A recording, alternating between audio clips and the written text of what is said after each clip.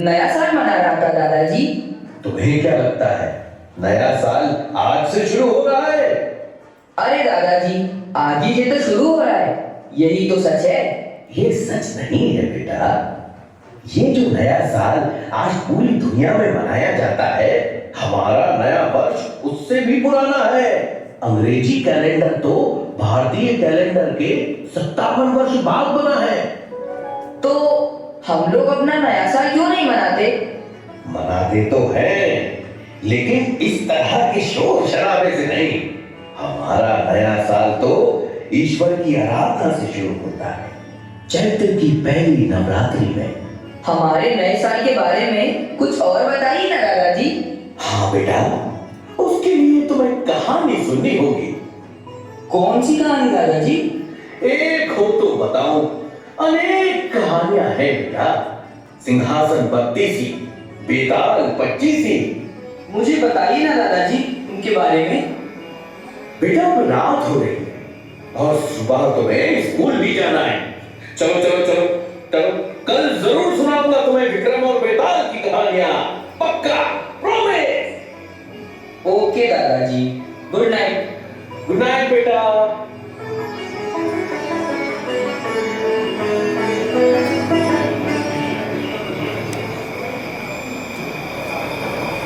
राजा, ओ राजा, जागो राजा, जागो।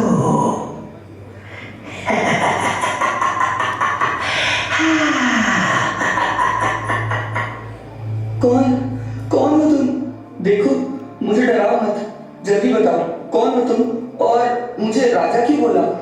क्योंकि तुम्हारा नाम मेरे राजा के नाम जैसा है। तुम तो मुझे भूत जैसे लग रहे हो। भूतों का भी राजा होता है क्या? राजा तो सबका होता है। लेकिन तुम हो कौन? जल्दी बताओ, वरना दादाजी को बुलाऊंगा तो वह तुम्हें डंडे लाकर भगा देंगे। अरे बाप रे, अरे मैं तो डर गया। लेकिन एक बात बताऊं, तुम्हारे दादाजी मुझे ना देख पाएंगे ना सुन पाएंगे। क्यों, तुम कोई मिस्टर इंडिया हो क्या? नहीं, मैं हूँ मिस्टर बेताल। विक्रम वाले बेताल? हाँ, तभी तो विक्रम के सपने में आया हूँ। अरे कितना क्यूट सपना है मेरा। वाह, तो सुनो ना बेताल चाचा। हाँ, मुझे अपने राजा की कोई कहानी सुनाओ ना। तो सुनो। एक बार राजा विक्रमादित्य के दरबार में धनपाल नाम का एक किसान रोता हुआ आया।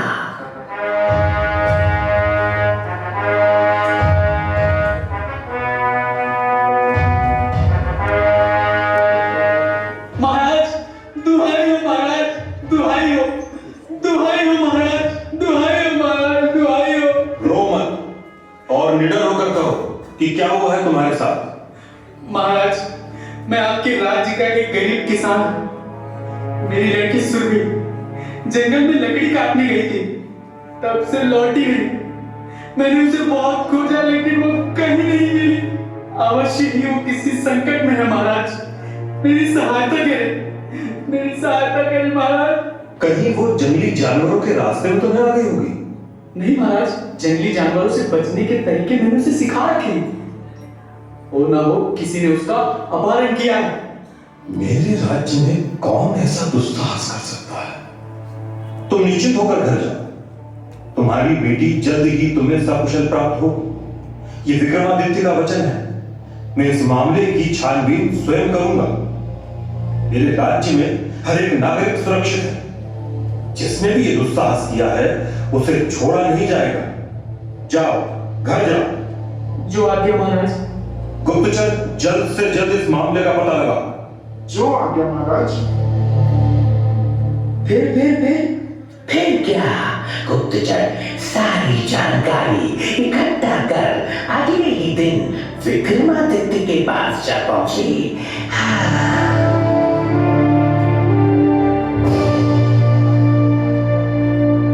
महाराज, सुरभि को आखिरी बार जंगल के एक डरावने खंडहर में देखा गया था।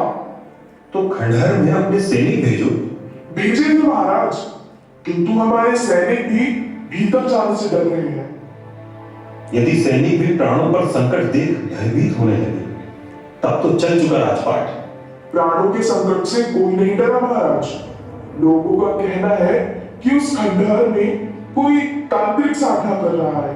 यदि उसे छेड़ा गया तो राज्य पर गंभीर संकट आ सकता है।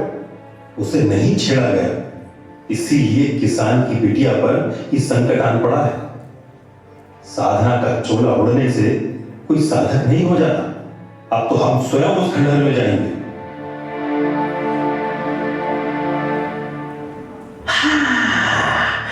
और उसी रात राजा विक्रमादित्य जंगल के उस खंडहर में जा पहुंचे।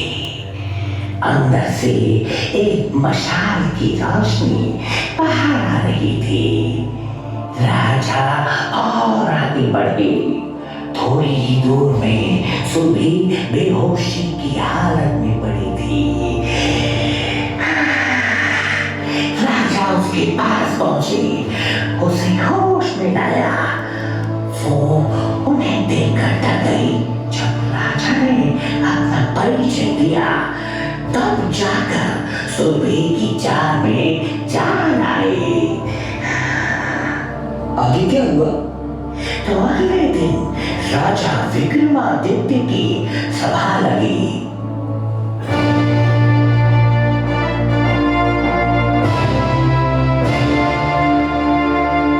बताओ बिटिया सुरभि, जो भी तुम्हारे साथ हुआ वो सब कुछ निडर होकर कहो। चुप क्यों हो सुरभि?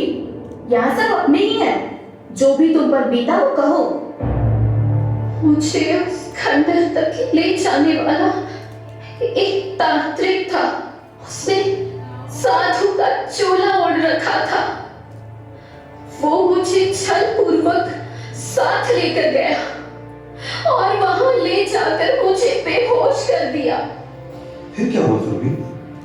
बेहोशी की हालत में मुझे कुछ दिखाई नहीं दे रहा था, किंतु वहां एक औरत की आवाज आ रही थी जो मंत्रों का जाप कर रही थी। तुम्हें वो आवाज याद है? वो औरत जो मंत्रों का जाप कर रही थी, उसकी आवाज पहचान सकोगी?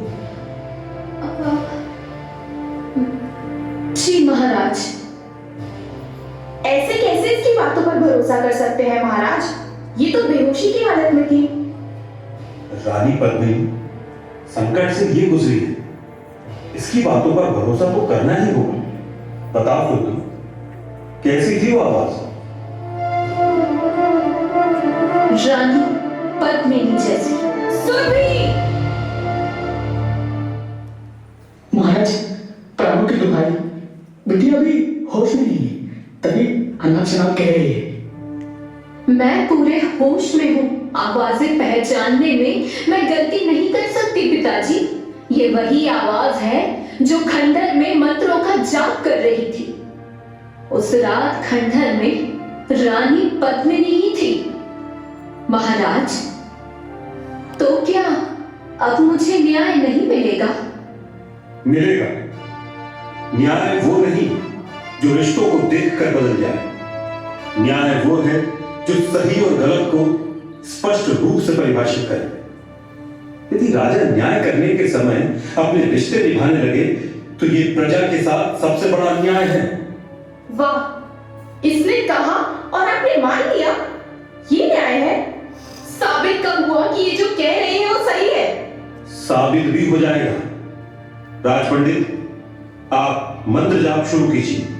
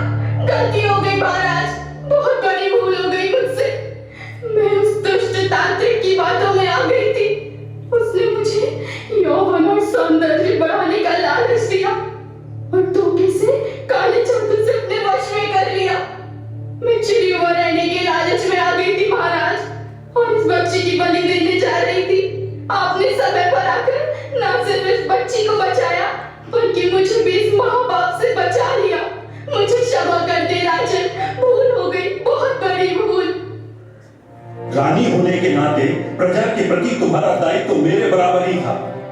तुम्हारी जगह कोई सामान्य स्त्री होती, शायद मैं उसे एक अवसर देता, किंतु राज्य की रानी के लिए यह अक्षम्य है। तुम्हारी जगह मैं स्वयं भी होता तो खुद को दंडित करता।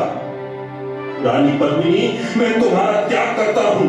तुम्हें दंड स्वरूप वनवास दिया जाता है। क्षमा महाराज, क्षमा। इस भूल की ऐसी बड़ी सजा मत दीजिए। मुझे अपने चरणों से दूर मत कीजिए महाराज। सैनिकों, रानी को यहाँ से दूर ले जाकर वन में छोड़ दो और उस दुष्ट तांत्रिक को पकड़कर आजीवन कारावास में डाल दो। न्याय ऐसा होना चाहिए कि वो समाज में एक मानक स्थापित करे। अब दोबारा किसी की हिम्मत ना होगी कि इस तरह का कुकृत्य मेरे राज्य में कर सके। महाराज, महाराज आप महान हैं। आप जैसा कोई दूसरा नहीं। आपकी सदा ही जय होगी महाराज, सदा ही जय होगी, सदा ही जय होगी।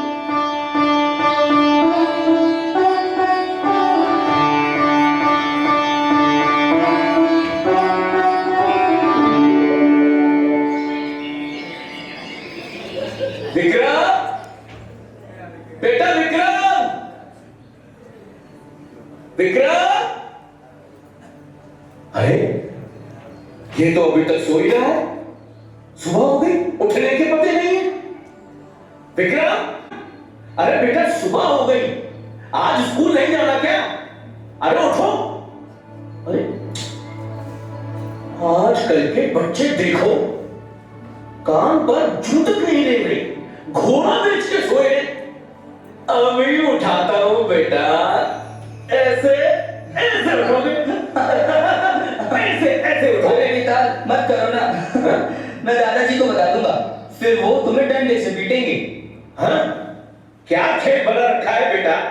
स्कूल का समय हो गया, उठो वरना देर हो जाएगी। चलो उठो। अरे दादाजी आप, और वो बेताल कहाँ गया? अरे तू है मेरा विक्रम और मैं हूं तेरा बेताल। बेटा तुम जरूर कोई सपना देख रहे होगे। चलो चलो चलो चलो चलो, जल्दी जल्दी से ब्रश करो और स्कूल के लिए तैयार हो जाओ। बिल्कुल टाइम नहीं है, चलो। आप भी सपना ही देख रहे हैं दादाजी, आज संडे है। क्या? ये क्या हो गया? संडे है आज? अरे हे मेरे भगवान, मैं तो पक्का बूढ़ा हो गया। मुझे पता ही नहीं चला कि रविवार है आज।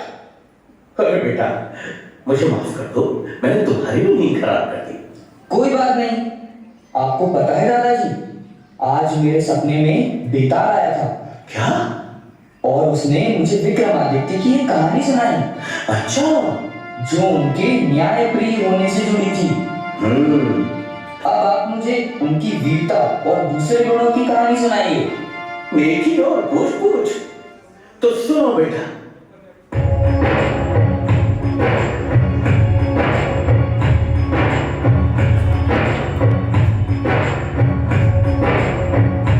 भारत भूमि में मालवा देश के राजा थे गंधर्व से, शिव की कृपा से बालक उनके जन्मा विक्रम से। राजा रानी प्रजा सुखी थे उस युवराज को पाकर, पता नहीं था शकों का राजा बैठा घात लगाकर। खुशी के इस शुभ अवसर पर उसने था पानी फेरा, छुप छुप कर हर तरफ से उसने उज्जैनी को घेरा।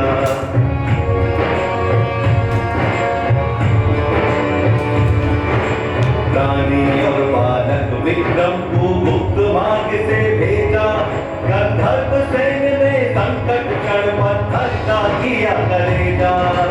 शक राजा ने बाण और गंधर्व सैन्य का घमासान, जोर तेरे जीत गए के मातृभूमि का था अपमान। जोर तेरे जीत गए के मातृभूमि का था अपमान। गंधर्व सेन ने मातृभूमि की फिर सौगंध उठाई। गंधर्व सेन ने मातृभूमि की फिर सौगंध उठाई। लड़ेगा विक्रम सेन एक दिन इस मिट्टी की लड़ाई। लड़ेगा विक्रम सेन एक दिन इस मिट्टी की लड़ाई। लड़ेगा विक्रम सेन एक दिन इस मिट्टी की लड़ाई। अरे अरे रो क्यों रही हो बेटा? दादाजी मुझे ये कहानी अच्छी नहीं लगी। क्यों? क्योंकि इसमें नापान धोखे से जीत गया। जीतना गंधर्व सेन को चाहिए था, लेकिन वो तो लड़ाई छोड़कर चले गए। गंधर्व सेन गए क्योंकि उन्हें अपने सैनिकों और जनता की रक्षा करनी थी। उस समय शक इतने ताकतवर थे कि उनसे जीतना बहुत मुश्किल था बेटा। और जितने दिन लड़ाई चलती उतना ही राज्य का नुकसान होता। इसलिए उस वक्त उन्हें लड़ाई बीच में छोड़नी पड़ी। पर विक्रम सेन के पापा तो हार गए ना। हाँ, ये तो बुरा हुआ, लेकिन अंत भला तो सब भला। कहानी के अंत में तो विक्रम ही जीतेगा। मैं जीतूंगा।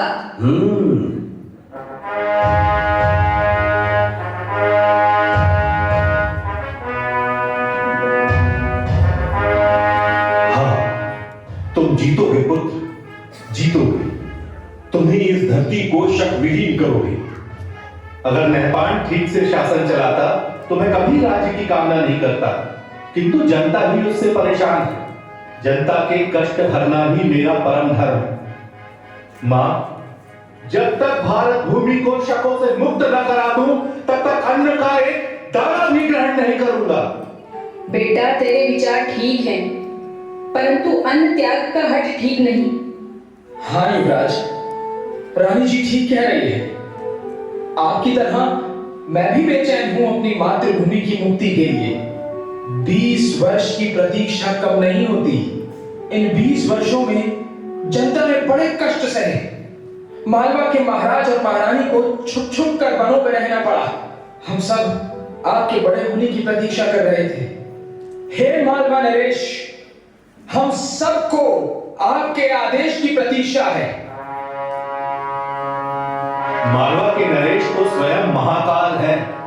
हमारा वंश तो बस उन्हीं का सेवादार है।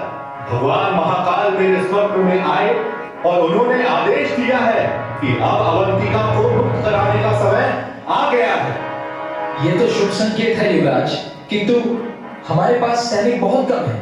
युद्ध में सेना की संख्या से अधिक उसका कौशल काम आता है। मैंने जो भैरव सेना तैयार की है उस पर महाकाल की कृपा है। इस भैरव सेना में ताकत और बुद्धि का सटीक मिश्रण है। हमें नहपान की सेनाओं की रसद रोकनी होगी। रसद की कमी से वो आपस में ही कट मरेंगे और सही अवसर देखकर हम आक्रमण करेंगे। किंतु ये छल तो नहीं कहलाएगा कुंवर? तब कहलाता है जब हम शत्रु पर पीछे से हमला करें। हम तो पहले उन्हें दुर्बल करेंगे, फिर सामने से हमला करेंगे। नहपान को संदेशा भिजवा दीजिए कि उसके पाप का घड़ा भर चुका है। किंतु सूचना मिलते ही वो सतर्क हो जाए। निश्चेत पर हमला कायरता है और विक्रम कायर नहीं। हाँ बेटा, हमले से पहले शत्रु को सचेत करना वीरता का लक्षण है। काश तुम्हारे भाई भृतहरि भी आज साथ होते। उन्होंने जन कल्याण के लिए ही वैराग्य धारण किया है। उनकी साधना का बल मेरे साथ है। जय महाकाल, जय महाकाल।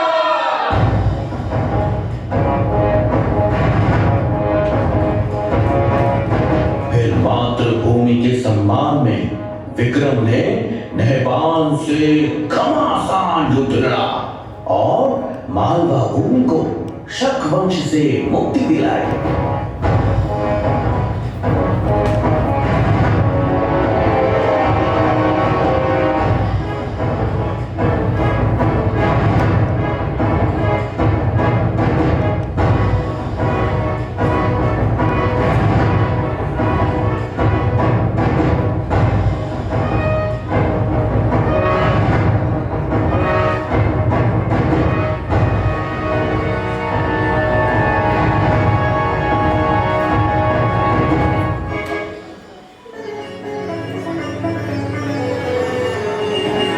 जिन शकों का सूर्य कभी नहीं डूबता था, आपने मालवा से उनका अंत कर दिया।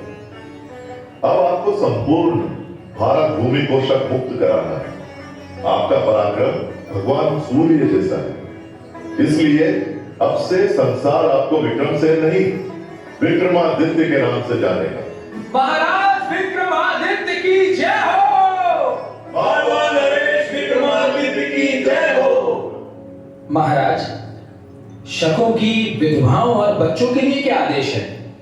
ससम्मान विधवाओं के पुनर्वास की व्यवस्था की जाए और बच्चों की शिक्षा दीक्षा राजकोष से कराई जाए। अद्भुत। महान राजा का यही गुण है कि वो अपने संरक्षण में आने वाले सभी जीवों की रक्षा करे। आपने एक नए समय का सूत्रपात किया। आपकी अनुकंपा है गुरुदेव। अवश्य ही ये समय अपनी जड़ों की ओर लौटने का है। वैदिक परंपराओं की पुनर्स्थापना का है। कुलदेवी हरसिद्धि की कृपा से मैंने अपने नवरत्न पहचान लिए हैं। इन नवरत्नों की सहायता से मैं इस राज्य का संचालन करूंगा। धनवंतरी, शफनक, अमर सिंह, वास्तुकार शंकु, कालिदास, वेताल भट्ट, वररुचि, खटखपर और वराह मिहिर जैसे विद्वानों के नेतृत्व में यह राज्य 10 दिशाओं में प्रगति करेगा। जैसे ब्रह्मांड की शोभा नवग्रह से होती है, वैसे ही मालवा के यह नवरत्न मिलकर राज्य का वैभव बढ़ाएंगे। साथ ही धूर्त शिरोमणि मूलदेव और आचार्य व्याड़ी को भी मैं अपने रत्नों में शामिल करना चाहता हूं। पुत्र, राजा के विचार दल में धूर्त मूलदेव का क्या काम? विद्वानों को शामिल करना तो समझ आता है, किंतु धूर्त शिरोमणि को कौन राजा अपने पास आने देता है? धूर्तों को हराने के लिए क्या सरल और निष्कपट विद्वान सलाह दे पाएंगे? भारत भूमि पर शकों का वृहद साम्राज्य है। अगर हमें उन्हें इस धरती से खदेड़ना है तो इनकी धूर्तताओं को समझना होगा। मुझे लगता है इन मामलों में मूलदेव की सलाहें बहुत काम आ सकती हैं। अद्भुत। धरती के इतिहास में ऐसी समृद्ध सोच किसी राजा की ना देखी ना सुनी। आचार्य व्याड़ी भले ही स्वर्ण बनाने में अब तक असफल रहे हैं, किंतु वो लगनशील हैं। आज नहीं तो कल अवश्य सफल होंगे। बार बार असफलताओं के बाद भी उनका विश्वास स्वयं से टिका नहीं है। ऐसा विद्वान अवश्य ही राज्य के लिए उपयोगी साबित होगा। गुरु का आश्वासन मिल गया, अब मैं निश्चिंत हूं। श्रीमान कालिदास, आपसे आग्रह है कि अपने साहित्य को जन सुलभ बनाने की दिशा में कार्य करें। अन्य सभी नवरत्नों से आग्रह करता हूं कि ज्ञान, विज्ञान, भाषा और वैदिक रीति के प्रसार की दिशा में कार्य करें। जैसी आज्ञा महाराज। गुरुदेव, एक विचार मेरे मन में उमड़ रहा है, यदि आपकी आज्ञा हो तो कहूं? आदेश करें महाराज। मुझे देश में एक नए पंचांग की आवश्यकता महसूस हो रही है। क्या हम मालवा को समय गणना का वैश्विक केंद्र बना सकते हैं? साधु साधु, बहुत उत्तम विचार है महाराज। जैसी आज्ञा गुरुदेव। श्रीमान वराहमिहिर, मैं आपको एक बड़ा दायित्व सौंप रहा हूं। आप खगोल और ज्योतिष के ज्ञाता हैं। हमारे भारत में अब तक पूर्ण रूप से प्रामाणिक और वैज्ञानिक पंचांग नहीं है, जिसके कारण सदा ही जनता में शुभ और अशुभ मुहूर्तों के संबंध में भ्रम की स्थिति बनती है। आप काल गणना की नई व्यवस्था तैयार करिए, जो वैदिक परंपराओं पर आधारित हो और पूर्ण रूप से वैज्ञानिक हो। आपकी आज्ञा शिरोधार्य है महाराज, किंतु आपके मार्गदर्शन के बिना मेरे लिए ये कर पाना संभव न होगा। आप स्वयं सभी विषयों के ज्ञाता हैं। इस दिशा में आप आगे आगे चलें और मैं आपका सहगामी रहूंगा। आप ही इस विक्रम संवत के प्रणेता हैं। विक्रम संवत, विक्रम संवत, विक्रम संवत। जैसी सभासदों की इच्छा। आज चैत्र नवरात्रि का पहला दिन है। आज से ही विक्रम संवत की गणना आरंभ करेंगे तो माता हरसिद्धि की कृपा हम सब पर बनी रहेगी।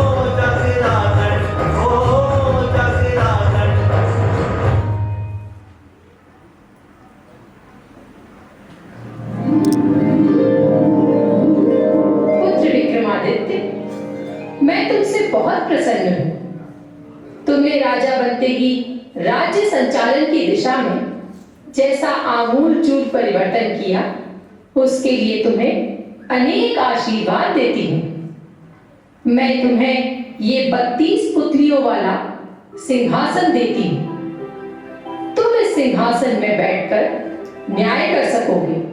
मेरा आशीर्वाद है कि संपूर्ण भारत पर तुम्हारा शासन स्थापित होगा। तुम चक्रवर्ती सम्राट बनोगे, सम्राट विक्रमादित्य, न भूतो न भविष्यति।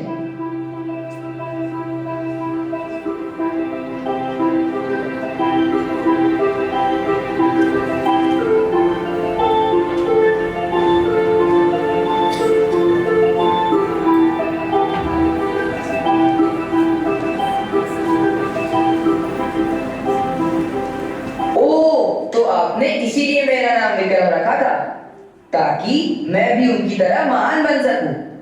हाँ, और नहीं तो क्या। जानते हो बेटा, उनके बाद 14 ऐसे राजा हुए जिन्हें विक्रमादित्य कहा गया। विक्रमादित्य की प्रसिद्धि के बाद उन महान राजाओं को विक्रमादित्य की उपाधि दी जाने लगी। क्या पता कल को तुम भी विक्रमादित्य कहलाओ। उनकी महानता की और कहानियां बताइए ना दादाजी। हाँ हाँ, क्यों नहीं। उनकी महानता पर जितना कहो उतना ही कम है बेटा। उनका शासन सिर्फ भारत में नहीं, आज के अरब, ईरान, इराक और मिस्र तक फैला हुआ था। और उन्होंने कश्मीर की राजा की मृत्यु के बाद संकट में पड़े राज्य में सुशासन स्थापित किया। जानते हो बेटा, उन्होंने गांधार प्रांतों को शिक्षित करने के लिए वहां भी वेधशालाएं बनवाई। उनके सद्गुणों की चर्चा अनेक भाषाओं के ग्रंथों में मिलती है। उनकी अरब विजय का वर्णन अरबी कवि जरहाम किंतोई ने शायर उल उकुल में किया है। इस्तांबुल की प्रसिद्ध लाइब्रेरी मकतब सुल्तानिया में यह किताब है जिसमें एक शिलालेख का जिक्र मिलता है। हाँ, ये रहा। बेटा, जरा उसका ये अंश तो पढ़ो।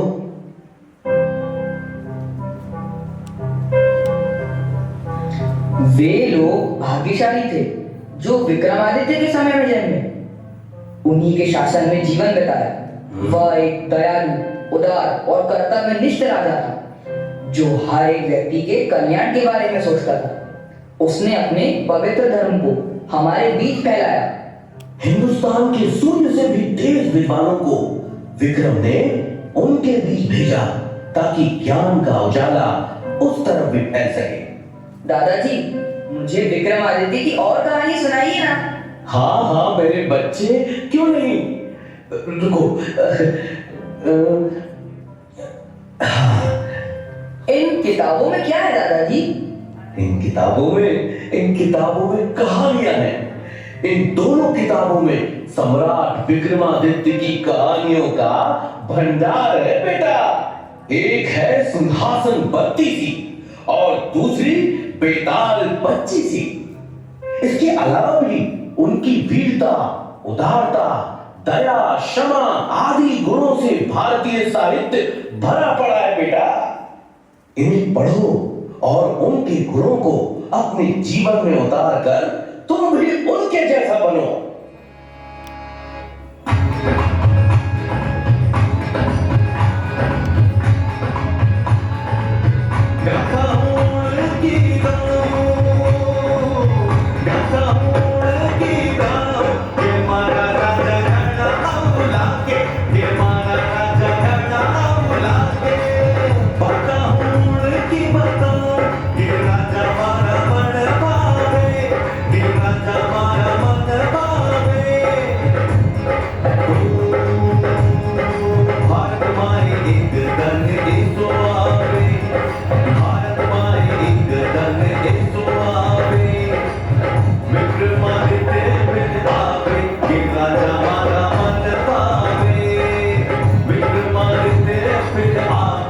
राजा